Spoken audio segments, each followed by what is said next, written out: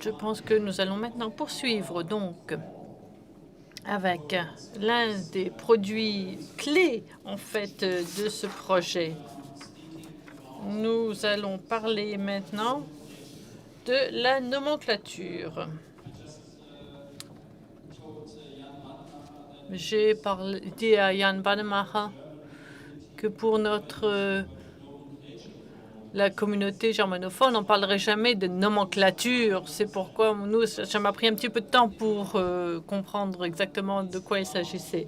Mais en fin de compte, il s'agit de parler de domaine d'expertise et de trouver les experts compétents pour le domaine qui nous intéresse, le cas échéant. Donc, pour ceux qui n'étaient pas tout à fait sûrs de ce que l'on entendait par nomenclature, je suis ravie de présenter là donc les deux personnes qui vont faire cette présentation qui aborde la convergence. Donc, Jan Vanemacher de Vienne et Bertrand Luth de Paris.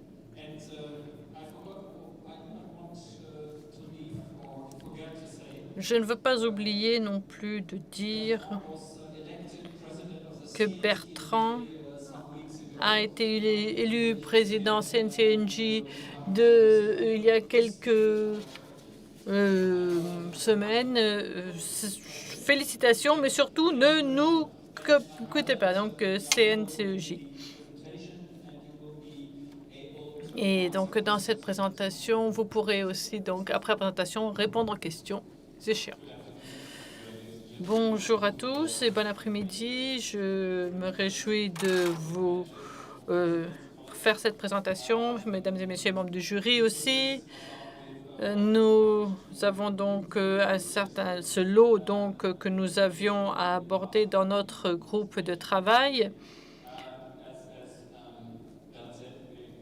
Et comme Bernard l'a dit, nous nous sommes consacrés justement à la nomenclature, essayer de voir comment l'on pouvait trouver un terrain d'entente sur ces différentes compétences que l'on pourrait à ce moment-là rassembler et pour que l'on puisse avoir aussi une définition plus précise du domaine d'expertise pour les demandes, surtout dans l'outil informatique. Et comme vous voyez, ce groupe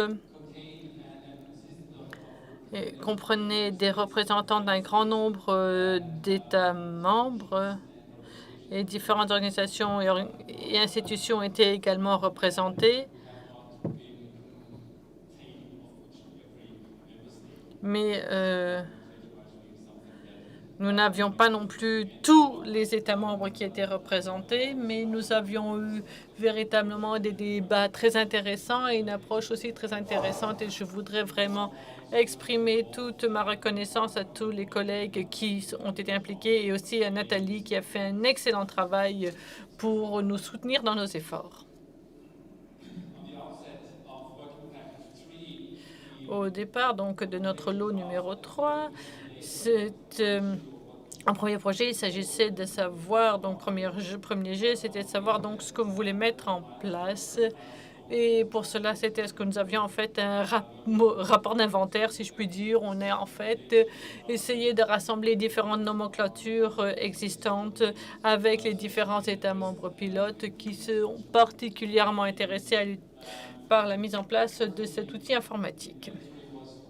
L'inventaire n'était pas seulement une mesure en soi, mais aussi de se demander donc où est-ce que l'on trouve des points communs et quelles sont les premières conclusions que l'on peut tirer sur la base des nomenclatures que nous avons su rassembler.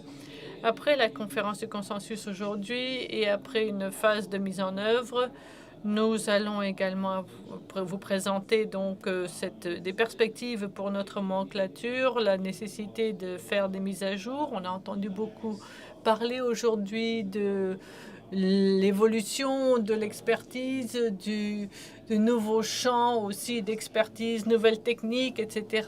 Et donc, nous allons vous présenter une proposition sur la manière dont on peut réagir à cela et quelles seront les mesures que l'on pourra prendre à cet effet. Et aussi pour notre outil informatique. Donc, passons parfois à la première étape, qui était la phase où nous avons fait donc l'inventaire de ce qui existait. Et après la première réunion, au mois d'avril l'année dernière, nous avons donc fait rassembler donc les différentes nomenclatures existantes et nous avons pu constater qu'il y avait un certain nombre de similitudes, et qu'il y avait aussi ces différences, bien sûr, aussi au niveau régional. Et qu'il y avait une grande variété dans ces nomenclatures et aussi la façon dont on établit ce genre de liste. Et dans mon pays, par exemple, vous avez un type de nomenclature, alors que dans un autre, vous avez, par exemple, ce sont les régions qui sont en charge de ces listes d'inscription. Et Angela, si je ne me trompe pas, en Italie, je crois que vous avez 165 cours qui donc qui ont leur propre liste ou registre d'experts. Donc, il y a différentes approches et nous avons essayé de voir ce que l'on pouvait conclure de tout cela. Ce qui nous a amené à un premier jet de différents groupes sur les domaines d'expertise et qui était le point de départ de nos débats dans nos groupes. Et ensuite, il s'agissait d'essayer d'affiner un tout petit peu le tout. Donc, pour vous donner un aperçu général, voilà, c'est ce que nous avons vu, que nous avons différents groupes de domaines d'expertise que l'on pouvait rassembler par leur nature. Donc, il y en a certains qui sont très évidents, bien sûr. Donc, pour la santé humaine, les sciences naturelles, les transports. Ensuite, bon, ça, c'est tout à fait clair avec, par exemple, les accidents. Ensuite, le secteur finance, taxes, impôts, économie. Ensuite, les machines, les techniques, le secteur du bâtiment. Le secteur donc art et antiquité. Donc la première conclusion était en fait que ça c'est assez bon, c'est quelque chose qu'on retrouve dans la plupart des systèmes de nomenclature. Et à partir de là, nous avons essayé d'aller un peu plus en profondeur pour voir comment l'utilisateur pouvait à ce moment-là avoir un outil de recherche qui serait un peu plus précis.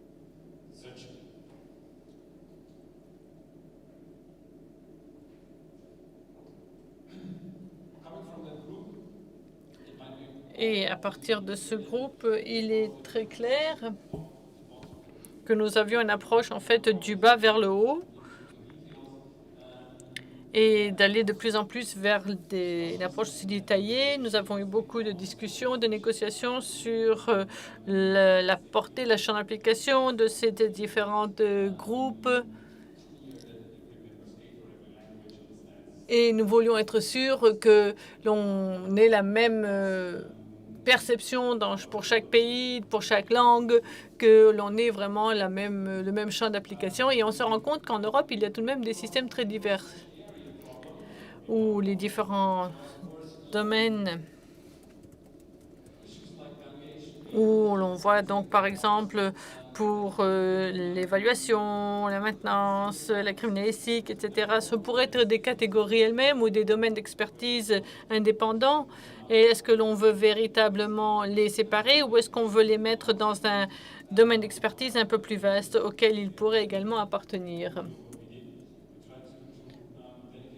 Nous avons essayé également donc de nous impliquer dans d'autres développements dans la nomenclature pour que nous soyons vraiment adaptés aux évolutions à l'avenir. Pour adapter donc cette nomenclature à l'avenir. Ensuite, il y a toujours les questions linguistiques, la terminologie. Et ensuite, nous avons encore une question spécifique en ce qui concerne les interprètes et traducteurs judiciaires devant les tribunaux, est-ce qu'ils sont considérés comme étant des experts ou pas? Est-ce qu'ils doivent être inclus dans la nomenclature ou pas? Pour passer tout cela en revue de façon plus détaillée, eh bien, donc nous avions différentes approches. Une fois de plus, nous avons une approche en fait à 3 niveaux. Nous avons d'abord les groupes, ensuite qui sont ventilés en catégories, et ces catégories sont reventilées en sous-catégories, qui était le niveau 3, donc niveau 1, 2 et 3. La structure devait rester relativement simple. Bien sûr, nous avons un certain nombre de situations où il s'agissait de voir quelle était la portée ou d'un terme ou pas. Nous ne devions pas être trop spécifiques, mais nous voulions avoir une structure la plus simple possible et des termes assez généraux, de manière à ce que tout le monde puisse s'y retrouver, mais nous avons l'impression que c'est une approche relativement robuste, parce que ce que nous essayons de faire en sorte que la nomenclature de chaque État membre puisse être intégrée. Pour vous donner un exemple, par exemple, c'est peut-être plus difficile d'harmoniser tout ce qui existe comme nomenclature dans les États membres, et ça pourrait peut-être exiger aussi un peu plus de volonté politique. Le dernier niveau dont j'ai parlé, ce sont les discussions dont j'avais parlé précédemment. Et nous avons vu que les difficultés que nous avions au niveau terminologique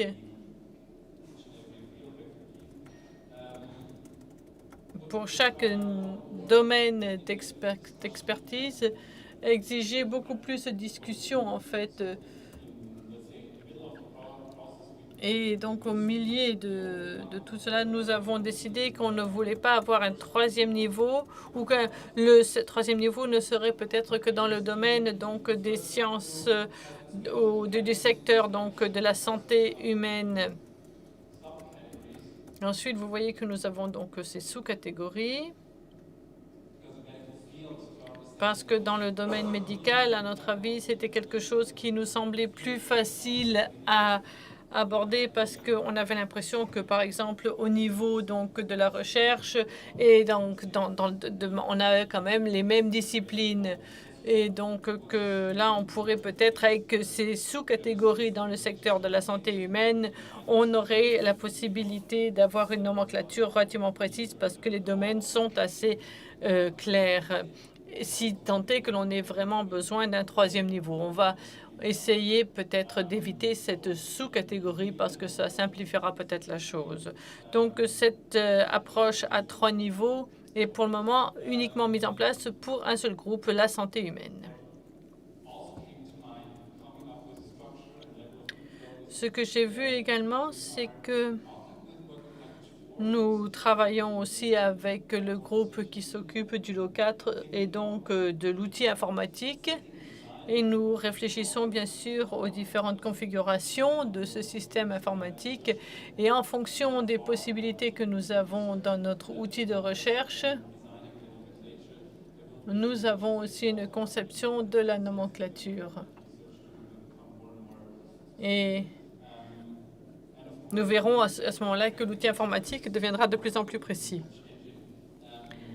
En travaillant avec l'outil de recherche, et peut-être que le fonctionnement du moteur de recherche sera quelque chose dont nous devrons peut-être prendre en compte dans le développement futur de notre nomenclature.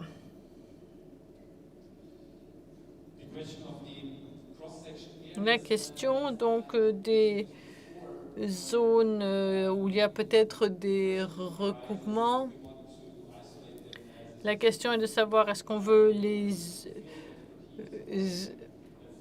en faire des domaines spécifiques d'expertise, ou alors par exemple dans le domaine véhicule, et ensuite la valorisation d'un véhicule ou sa dévalorisation d'un véhicule ou l'entretien, que sais-je. Et donc, ça, c'est une question de voir la façon dont on comprend cette nomenclature. Par exemple, donc, pour la valorisation, la maintenance, l'intelligence artificielle, qui sont des domaines d'expertise, là, il va falloir se demander, par exemple, pour les valorisations et l'évaluation dans le secteur immobilier, là, vous avez aussi quelque chose qui évolue. Il se peut que l'expert dont vous avez besoin pour le domaine immobilier est quelqu'un qui pourrait faire donc une évaluation du bâtiment ou du bien immobilier qui doit être évalué. Donc, c'est quelque chose que nous n'avons pas encore vraiment décidé. Ce que nous avons éclairci ou abordé de façon très claire, c'est dans le domaine de la criminalistique. Pas pour tous les domaines d'expertise, mais pour la médecine et la science. Là, nous avons donc, par exemple, la médecine légale qui est là une catégorie séparée, mais la criminalistique est quelque chose qui peut être intégré peut-être dans d'autres domaines également. As I had been dwelling already on language and terminology. Comme je l'avais dit tout à l'heure aussi, bon, bien sûr, au niveau de linguistique, au niveau de la terminologie, et donc on parlait anglais. Et je ne crois pas qu'il y avait beaucoup aussi, en fait, d'anglophones dans notre groupe. Bien sûr, il y a aussi des problèmes au niveau de la traduction. Il faut qu'on soit sûr. Nous n'avons pas eu de traduction professionnelle pour le moment de cette nomenclature parce que nous savons que nous avons un budget de traduction et nous ne voulions pas puiser dedans dès le début. Surtout lorsque nous savons qu'il y a peut-être du régime linguistique qui sera fourni par l'outil informatique. À ce moment-là, on demandera une traduction professionnelle. Mais dans la phase après la conférence, où on va essayer peut-être de faire concorder les nomenclatures nationales avec les domaines d'expertise que nous avons définis, et peut-être que l'on pourra... et l'on verra qu'il se pourrait que l'outil informatique aura besoin des domaines d'expertise qui reflètent ce que l'on a au niveau national aussi. Et dans chaque catégorie, on verra peut-être qu'il y aura encore d'autres difficultés, d'autres spécialités. Et là, nous allons sans doute devoir avoir recours à des traducteurs professionnels. Ensuite, il s'agit de voir très précisément que ce qui est compris donc dans le champ d'application ou la portée de chaque catégorie. Pas forcément lorsqu'on parle d'évaluation d'un bien immobilier. Là, on sait peut-être relativement clair, mais je suis sûre qu'il y a d'autres domaines où on aura peut-être besoin d'avoir soit des sous-titres, soit des explications, enfin quelque chose. Pour les années à venir, où il faudra peut-être faire des mises à jour ou affiner quelque peu les termes dans notre nomenclature.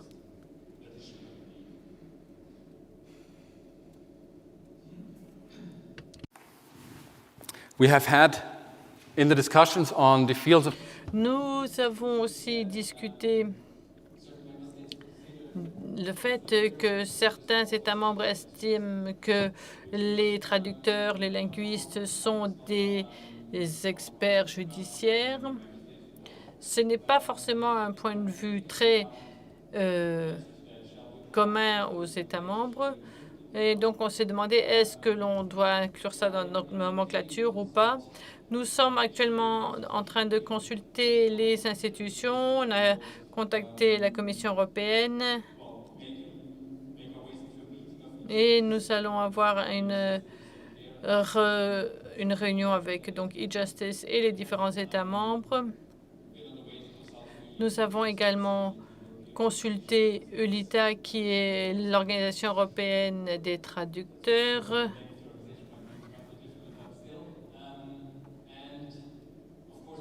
Et bien entendu, nous demandons au jury quel est son avis à cet effet? Est-ce que c'est quelque chose qui devrait être intégré dans le projet ou pas?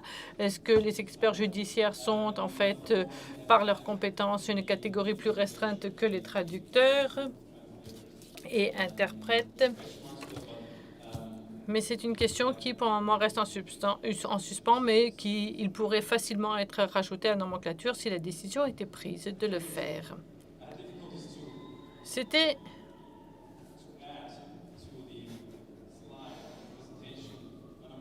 donc difficile de rajouter donc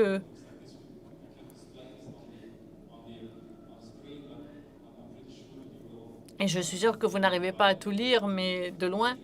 Mais nous allons vous fournir, nous, en fait, le tableau que nous avons établi. Mais donc, ça, ce sont les premiers niveaux des groupes que nous avons identifiés comme étant ensuite ventilés en catégories et pour la santé humaine en sous-catégories. Voilà donc ce que nous avons établi. Et vous pourrez trouver donc l'ensemble de la liste dans la documentation qui avait été fournie pour la réunion d'aujourd'hui. Bien sûr, nous demandons aux membres du jury de nous fournir leur avis et leur approbation de notre nomenclature s'ils sont d'accord.